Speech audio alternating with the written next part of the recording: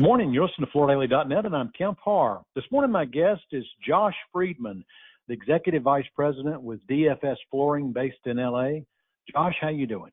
Kat, I'm good. No complaints. Things are going well. Had a great weekend over at Starnet and glad to be back in LA. We were together this past weekend at Amelia Island. That's where we agreed to do this quick update on your business. Before we get to that, though, a little background on you. You're somewhere around 32. You won the Emerging Professional Award with Floor Focus a few years ago. You have an accounting degree from Boston University, and you were also a top-ranked college tennis player at that same time. You've been coming into your father's business, taking a little bit more responsible each time. I've got to mention, when I saw him at the Starnet meeting, his smile was ear to ear.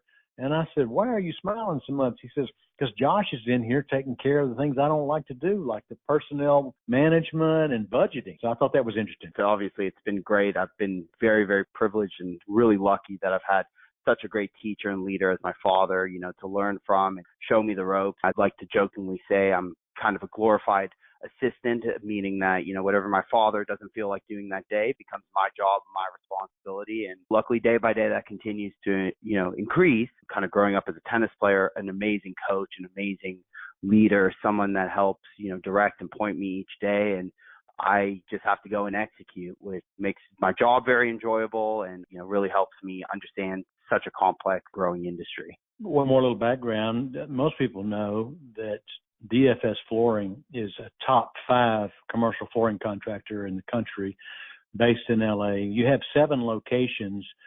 In addition to LA, you have San Diego, Orange County, Upland, Fresno, Sacramento, and Salt Lake City as well. Did I get them all? That is correct. The company started in 1959 as Paul Singer Floor Covering and was acquired by DuPont Flooring Systems. And then your father and a partner took it back. So let's catch up. How's business right now?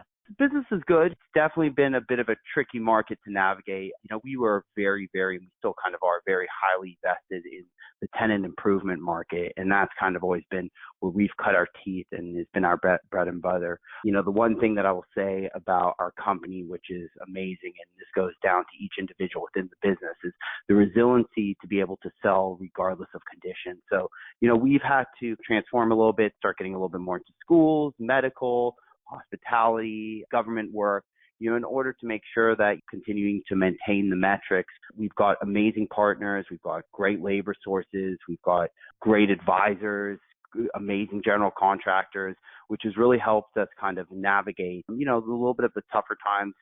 It seems like, which is good news, the TI market has not recovered to a level that it was pre-COVID, is starting to come back. We're getting a lot more inquiries into office spaces, standard spec suite seems to be rumbling as the office space continues to work itself out.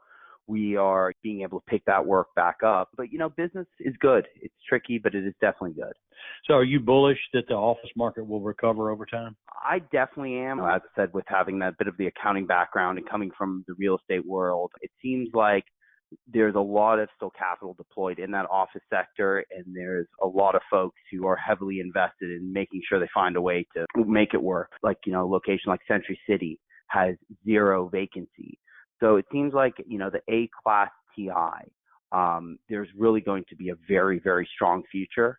So I am very bullish that something is going to need to be worked out. How that will look and what that will entail, I don't know if anyone really has the answer to. But I think long-term it will work. A little personal question. I know sometimes you go by Joshua and sometimes by Josh. When your father calls you and which way he addresses you, does that tell you whether or not he's having a big time or not? That very easily tells me. Josh is what everyone calls me. If I get a Joshua from either my father or my mother, or more importantly, the wife, I'm in quite a bit of trouble. So, what did I do wrong now?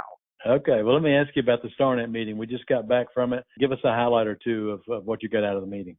As I said, going there every year is fantastic. The trade shows and being able to kind of meet with all the vendors is a great opportunity. Being able to see everyone and spend some time with it is fantastic. But, really my highlight, and it's hard to pinpoint an exact moment, but it's really being able to see everyone in the industry in one place, kind of a casual setting, being able to catch up with our other Starnet members, being able to catch up with someone like yourself, and just kind of getting an overall landscape of the industry, the markets, how people are feeling, what they've been up to, how they've personally been doing, I think has really always been my highlight. The camaraderie among the members, I think, is the key reason why we love being a Starnet member and being part of it, is always my key highlight from the trip, especially being able to interact with, that next gen emerging leader group, kind of my peers, and how they're navigating it. Really kind of helps me every year leave with a different mindset of what I need to be doing and how I can improve and take kind of tips and lessons my peers are giving me to better myself. All right.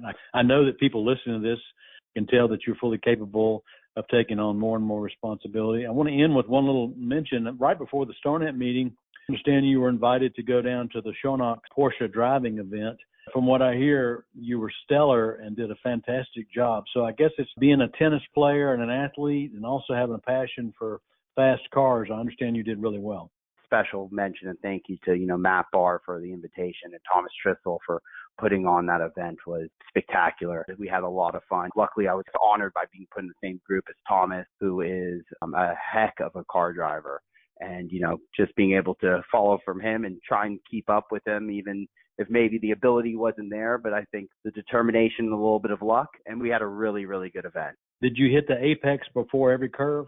I definitely tried my best. There was a lot of tire squealing. Definitely tried to put it as close to it as possibly as I could. We kept it tight. Okay, Josh, it was great to catch up with you. Thanks for spending time with our listeners. We've been talking to Josh Friedman, the Executive Vice President with DFS Flooring, and you've been listening to Kemp Harr and FloorDaily.net.